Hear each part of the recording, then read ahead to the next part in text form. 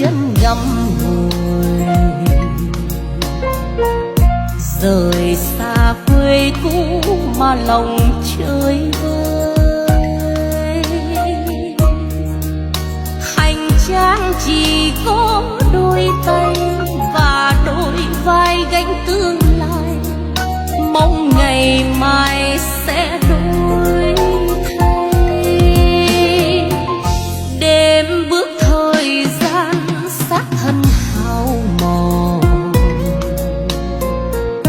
ngồi ôn di vang dòng đời chua cay.